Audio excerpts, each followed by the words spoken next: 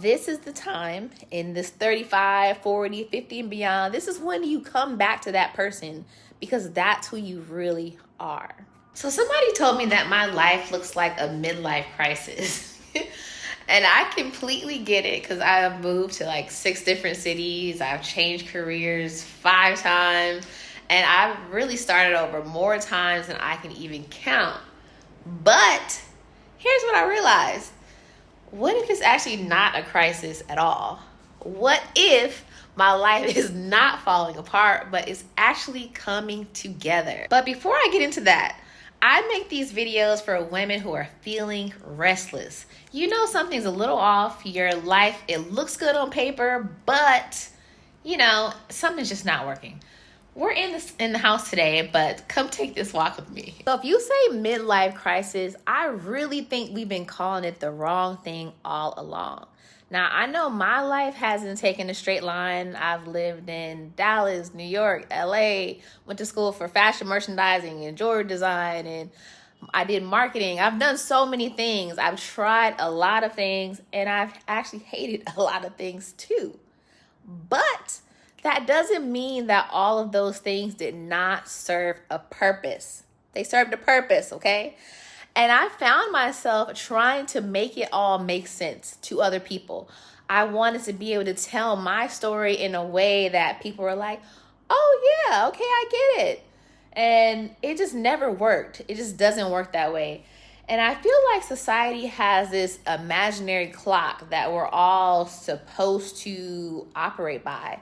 But I never have. Like, maybe when I was 23, 24, 25, I did. But ever since then, I just cannot do it.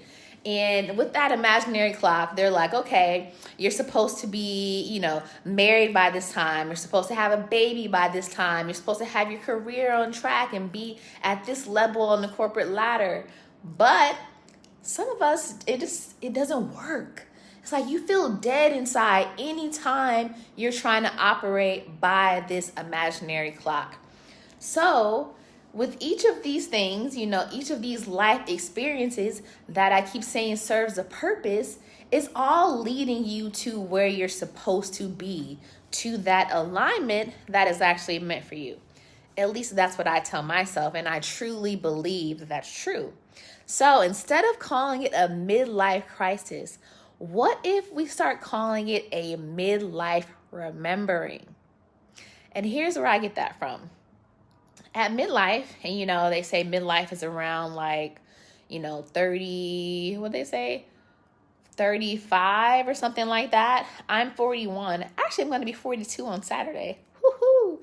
But this is the age where you start to not care about all these timelines. You stop caring about all the shoulds and what people expect from you, because other people's expectations of me, that's too heavy, and it's not my job to carry it, right? Or at least that, I'm telling you, this is what I believe. Whether you believe it or not, that's up to you to decide. But I don't need to wait for my life to just look good on paper. I want it to feel good. I want to have experiences that I look back when I'm on my deathbed and be like, I really lived. Like, I'm proud of the life that I lived.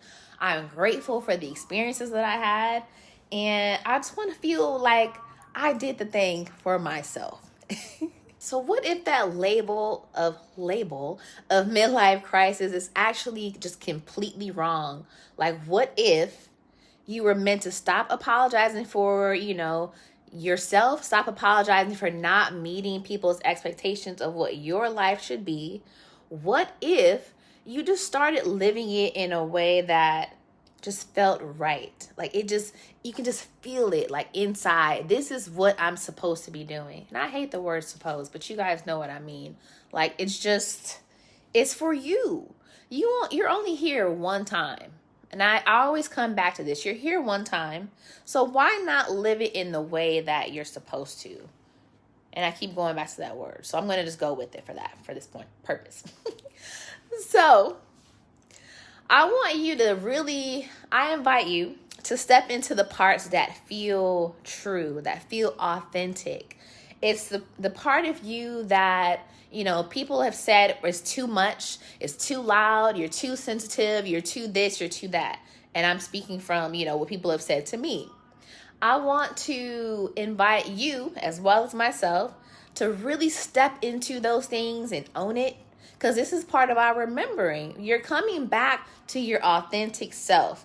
The person, the child that you were, probably when you were 7, 8, 9 years old, and people started to edit you. They started to mute you and make you feel like who you were was not enough. This is the time in this 35, 40, 50 and beyond. This is when you come back to that person, because that's who you really are.